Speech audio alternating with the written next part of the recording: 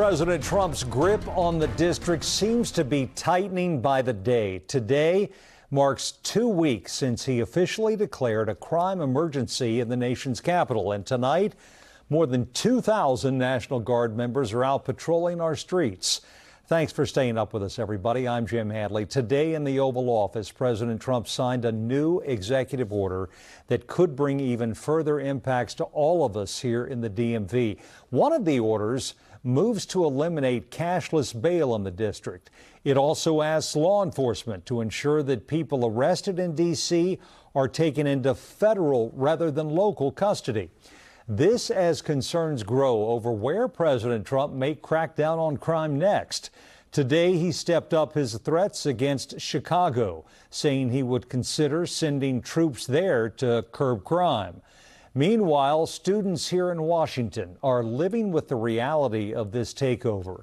From D.C. public schools to campuses of universities, back to school has a different feeling this year. The concern was even brought up at a citywide town hall tonight held by a D.C. council member, where one participant asked if the National Guard will be allowed on a local college campus. News 4's Jackie Bensen has our story. It's not unusual for parents to caution a student headed for a big city university to be careful about crime.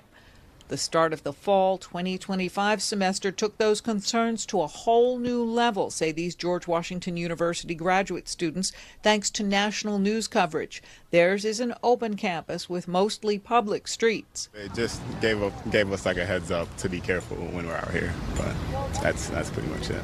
My parents asked me to wait another week before I move in, and I didn't do it, but... Upon arrival, they say perception did not necessarily match up with reality, especially when it came to the presence of the National Guard troops. They sort of just seem to be walking in circles. Howard University's campus, just off Georgia Avenue Northwest, is very close to where activity, including checkpoints that have resulted in the detention and arrest of Latino people, has taken place. On Sunday, Reverend Al Sharpton delivered a sermon at the university's Rankin Chapel where he urged students to stand up. From home, my parents don't really get to know everything what's going on except what they see on social media, on the news and stuff like that. So I think it'll be good for him to be here today. The federal presence and college campuses was also the subject of a question at a virtual town hall organized by at-large D.C. council member Robert White. As they are returning to campus, they are going to want to protest this administration. And I have concerns that our college campuses are going to become militarized. I would say, first of all, your concern is warranted and understood. MPD does not have the authority to limit where the National Guard goes. The Institute for International Education estimates that there is about a drop of 15% of enrollment of international students in U.S. universities.